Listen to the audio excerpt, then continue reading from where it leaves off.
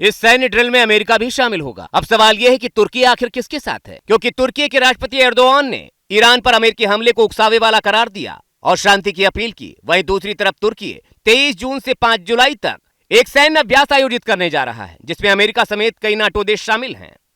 दरअसल तुर्की दोगलेपन में पाकिस्तान को भी मात देता दिखाई दे रहा है, क्योंकि एक तरफ तुर्की मुस्लिम देशों के संगठन OIC के समिट में मेजबानी कर रहा है, जिसपे सबसे बड़ा मुद्दा ईरान इजराइल युद्ध का रहने वाला है। लेकिन जो तुर्की नाटो देशों के साथ अभ्यास करेगा, क्या वो खुलकर अमेरिका या उसके सहयोगियों की मुखालफत करेगा?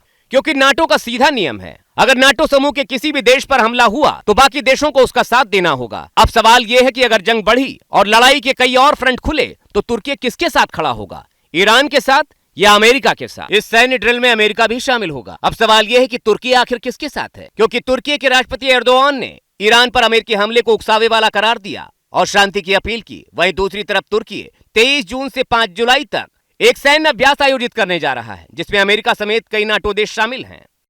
दरअसल तुर्की दोगलेपन में पाकिस्तान को भी मात देता दिखाई दे रहा है, क्योंकि एक तरफ तुर्की मुस्लिम देशों के संगठन OIC के समिट में मेजबानी कर रहा है, जिसपे सबसे बड़ा मुद्दा ईरान इजराइल युद्ध का रहने वाला है। लेकिन जो तुर्की नाटो देशों के साथ अभ्यास करेगा, क्या वो खुलकर अमेरिका या उसके सहयोगियों की मुखालफत करेगा? क्योंकि नाटो का सीधा नियम है, अगर नाटो समूह के किसी भी देश पर हमला हुआ तो बाकी देशों को उसका साथ देना होगा। अब सवाल यह है कि अगर जंग बढ़ी और लड़ाई के कई और फ्रंट खुले तो तुर्की किसके साथ खड़ा होगा, ईरान के साथ या अमेरिका के साथ?